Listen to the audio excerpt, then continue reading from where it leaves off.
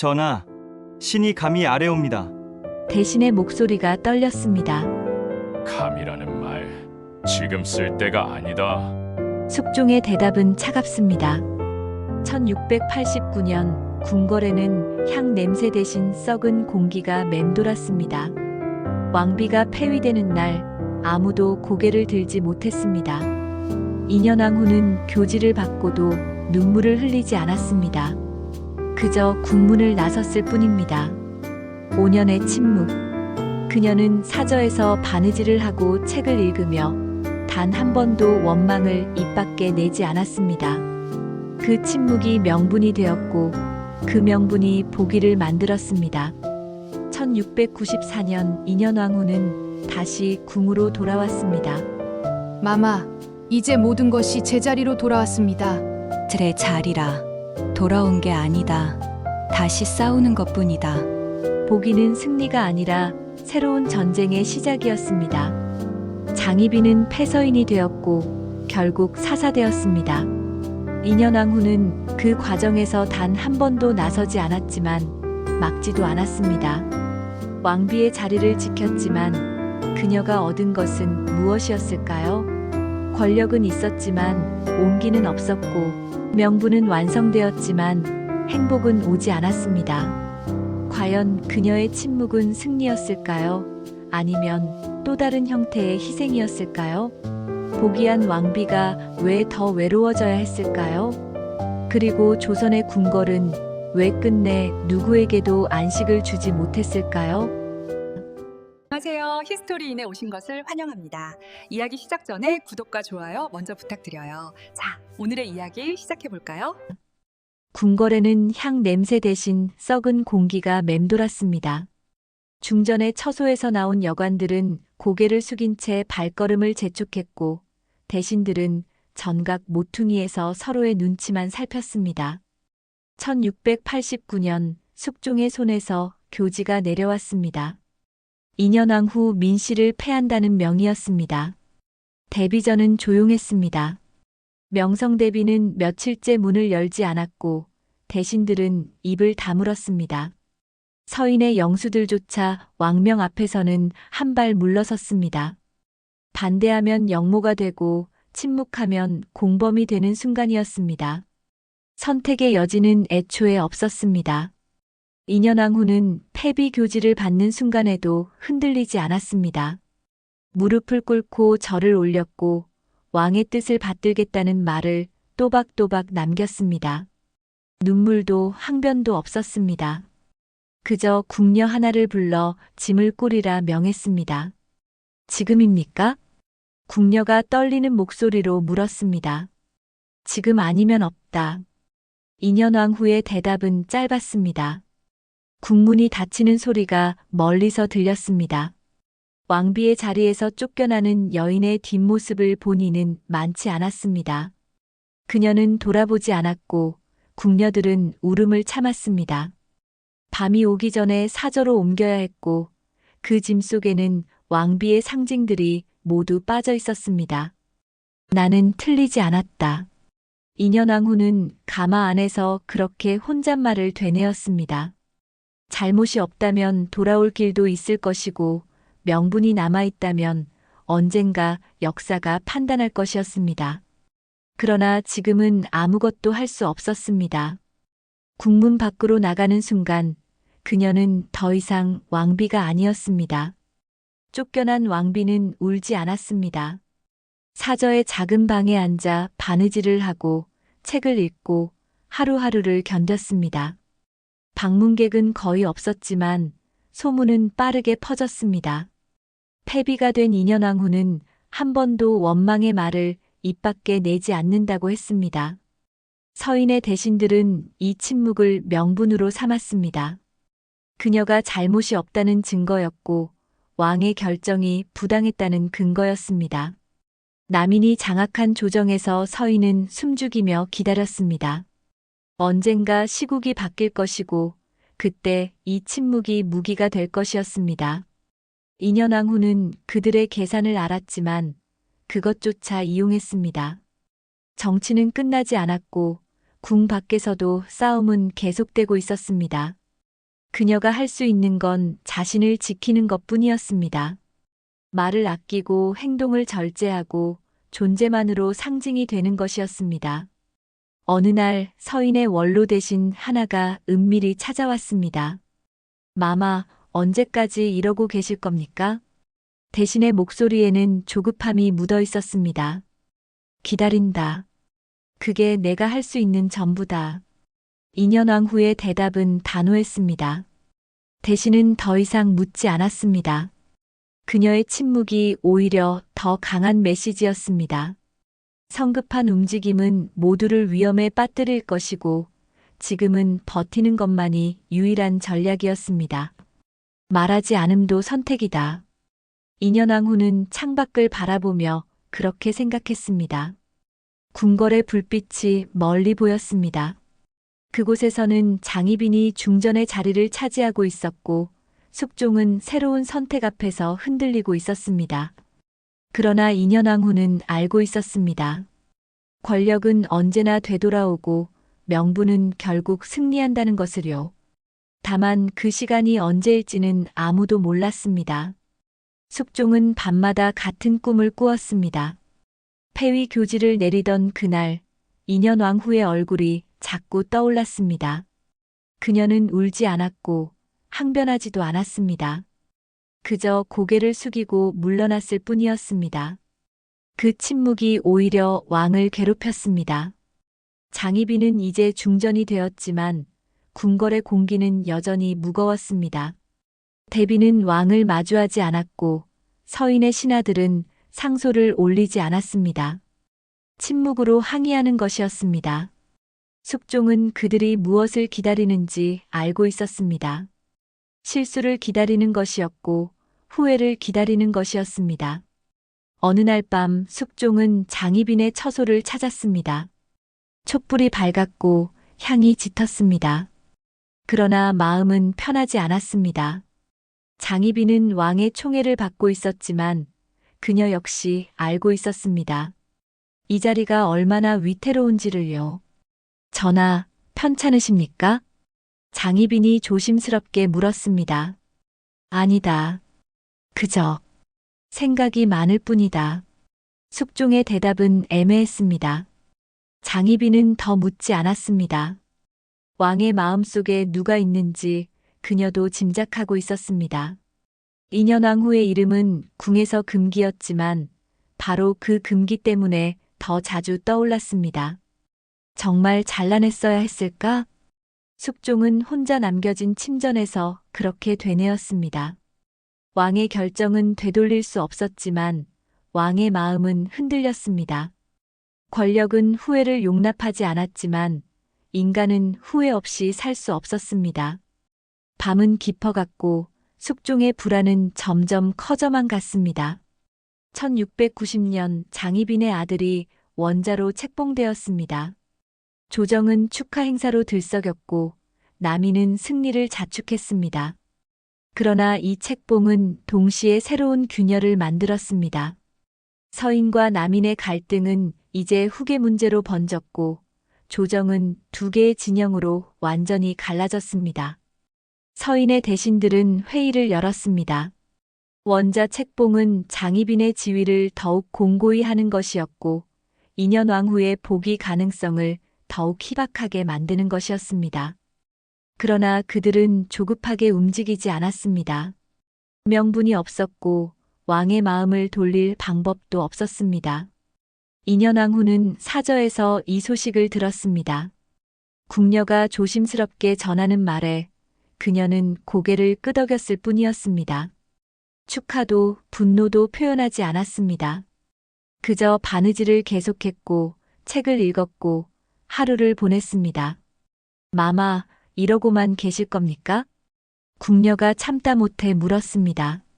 지금은 아니다. 2년 왕후의 대답은 여전히 짧았습니다. 궁녀는 더 이상 말하지 못했습니다. 그녀의 침묵은 체념이 아니라 전략이었습니다. 폭풍은 아직 안쪽에 있었고 언젠가 터질 것이었습니다. 그때를 기다리는 것만이 그녀가 할 수 있는 전부였습니다. 모든 건 때가 있다. 인현왕후는 창밖을 바라보며 생각했습니다. 궁궐에서는 장희빈이 원자를 안고 웃고 있을 것이고 숙종은 그 모습을 흐뭇하게 바라보고 있을 것이었습니다. 그러나 역사는 한순간의 총애로 쓰이지 않았습니다. 명분과 정통성이 결국 승리했고 인현왕후는 그것을 믿었습니다. 다만 그 믿음이 언제 현실이 될지는 아무도 몰랐습니다. 1694년 조정에 급격한 변화가 일어났습니다. 남인이 몰락하고 서인이 다시 권력을 잡았습니다. 숙종의 마음도 돌아섰습니다. 장희빈에 대한 총애는 식었고 인현왕후에 대한 죄책감은 커졌습니다. 왕은 결단을 내렸습니다. 인현왕후를 복위시키겠다는 명이었습니다. 궁궐은 다시 한번 뒤집혔습니다. 환호하는 자들과 공포에 떠는 자들이 뒤섞였습니다. 서인의 대신들은 승리를 자축했고 남인의 잔당들은 숨을 죽였습니다. 장희빈은 중전의 자리에서 쫓겨났고 원자의 지위도 흔들렸습니다. 인현왕후는 다시 궁으로 돌아왔습니다. 5년 만의 복이었습니다. 궁녀들이 절을 올렸고 대신들이 축하를 아뢰었습니다. 그러나 그녀의 얼굴에는 기쁨이 없었습니다. 이 자리가 얼마나 많은 피 위에 세워진 것인지 알고 있었기 때문입니다. 마마, 이제 모든 것이 제자리로 돌아왔습니다. 한 궁녀가 기쁨에 겨워 말했습니다. 제자리라. 인현왕후는 쓸쓸하게 웃었습니다. 돌아온 게 아니다. 다시 싸우는 것뿐이다. 그녀의 목소리에는 피로가 묻어 있었습니다. 복위는 끝이 아니라 새로운 시작이었고 이 자리는 이전보다 더 위험했습니다. 장희빈은 비록 폐위되었지만 여전히 궁 안에 있었고 원자는 여전히 숙종의 아들이었습니다. 명분은 인현왕후에게 있었지만 증오는 사라지지 않았습니다. 돌아왔다는 건 다시 살아남아야 한다는 뜻이다. 인현왕후는 중전의 처소에 앉아 그렇게 생각했습니다. 궁궐은 여전히 차갑고 어두웠습니다.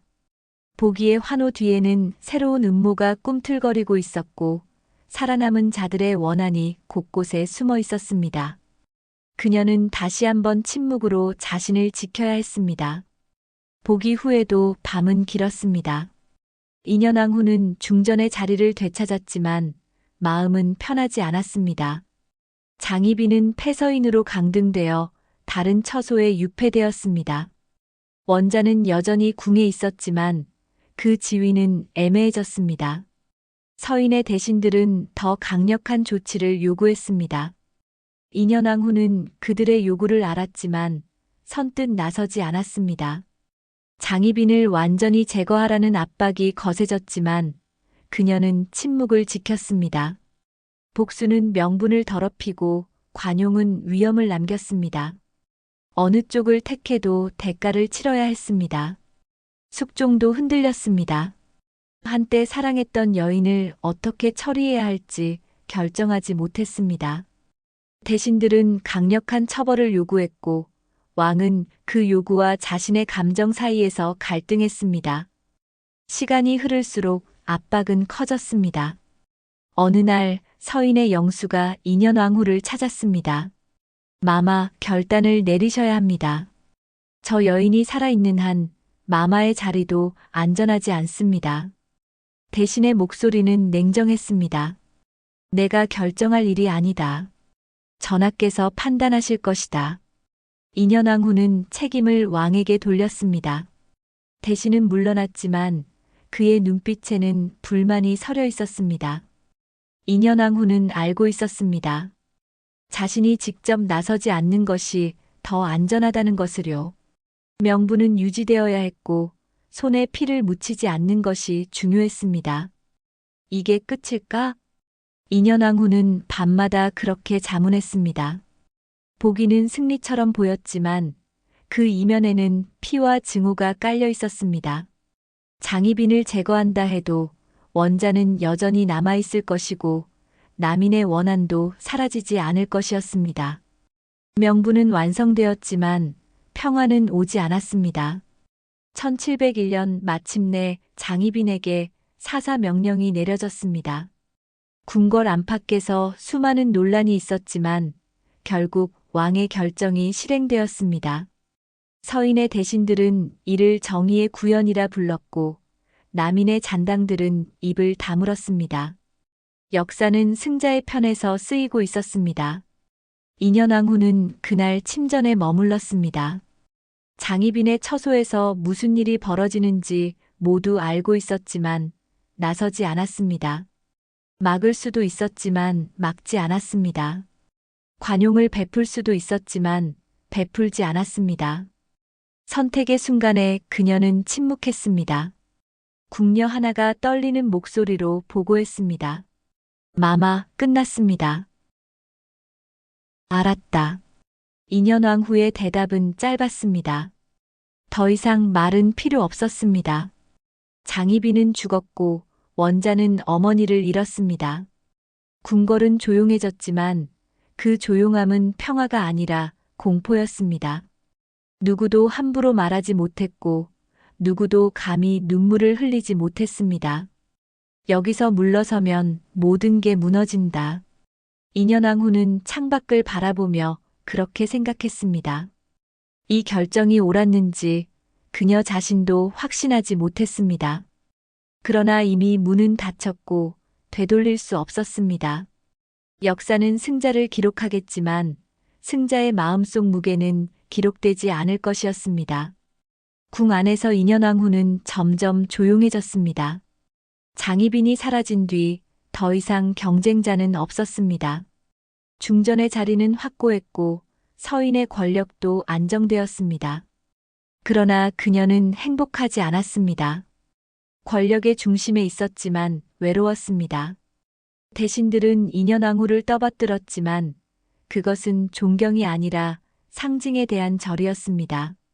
숙종은 자주 찾아오지 않았고 궁녀들은 조심스럽게 거리를 두었습니다. 모두가 그녀를 왕비로 대했지만 아무도 그녀를 사람으로 보지 않았습니다. 병이 깊어졌습니다. 몸이 약해지고 기침이 잦아졌습니다. 어이가 찾아와 진맥을 했지만 별다른 차도가 없었습니다. 인현왕후는 알고 있었습니다. 이 병은 몸의 병이 아니라 마음의 병이라는 것을요. 어느 날 오랜만에 숙종이 찾아왔습니다. 중전, 몸은 좀 어떠하오? 왕의 목소리에는 걱정보다는 의뢰가 묻어 있었습니다. 괜찮습니다, 전하. 인현왕후는 웃으며 대답했지만 그 웃음은 쓸쓸했습니다. 숙종은 오래 머물지 않았습니다. 궁궐의 일들이 바빴고 왕은 늘 바빴습니다. 인현왕후는 혼자 남겨졌고 그 외로움은 점점 깊어졌습니다. 나는 사람이었을까? 인현왕후는 밤마다 그렇게 자문했습니다. 왕비로 살아남았지만 인간으로서의 삶은 어디쯤에서 멈춘 것 같았습니다. 세력은 유지되었지만 온기는 사라졌고 명분은 완성되었지만 행복은 오지 않았습니다. 병은 더욱 깊어졌습니다. 1701년 여름 인현왕후는 거의 침상에만 누워 있었습니다. 어이들이 수시로 드나들었지만 차도는 보이지 않았습니다. 대비전에서는 기도가 계속되었고 서인의 대신들은 왕후의 쾌유를 비는 상소를 올렸습니다. 숙종도 자주 찾아왔습니다. 이제는 의뢰가 아니라 진심 어린 걱정이 담겨 있었습니다. 그러나 너무 늦었습니다. 인현왕후의 눈빛에는 이미 삶에 대한 집착이 희미해지고 있었습니다. 그녀는 살아남기 위해 너무 많은 것을 포기했고 이제는 살아갈 이유조차 흐릿했습니다. 장희빈의 흔적은 궁에서 지워졌지만 기억은 남아 있었습니다. 원자는 여전히 궁에 있었고 그의 존재는 인현왕후에게 끊임없는 상기였습니다. 자신이 무엇을 했는지, 무엇을 허락했는지 그 무게가 점점 무거워졌습니다. 마마, 조금만 더 버티십시오. 궁녀가 눈물을 흘리며 말했습니다. 버틴다고 무엇이 달라지겠느냐? 인현왕후의 목소리는 가늘었습니다. 궁녀는 대답하지 못했습니다. 왕후의 말이 옳았습니다. 버틴다고 해서 달라질 것은 없었습니다. 그녀는 이미 왕비의 자리를 지켰고 명분을 완성했습니다. 이제 남은 것은 그저 시간을 견디는 것뿐이었습니다. 끝까지 왕비로. 인현왕후는 마지막 힘을 다해 그렇게 다짐했습니다. 비록 행복하지는 않았지만 왕비로서의 품위는 지키고 싶었습니다. 죽음 앞에서도 흔들리지 않는 것. 그것이 그녀가 할 수 있는 마지막 저항이었습니다. 1701년 8월 인현왕후는 왕비로 죽었습니다. 형식은 완벽했습니다. 국상이 선포되었고 대신들이 애도를 표했으며 숙종은 슬픔을 감추지 않았습니다. 역사는 그녀를 덕망 있는 왕비로 기록할 것이었고 후세는 그녀의 침묵을 미덕으로 칭송할 것이었습니다. 그러나 궁궐에는 안도보다 공허가 남았습니다. 인현왕후의 죽음은 한 시대의 끝이었지만 동시에 새로운 혼란의 시작이기도 했습니다. 원자는 여전히 있었고 남인의 원한은 사라지지 않았습니다. 숙종은 다시 선택 앞에 섰습니다. 후계를 정하고 세력을 재편하고 또다시 누군가를 희생시켜야 했습니다.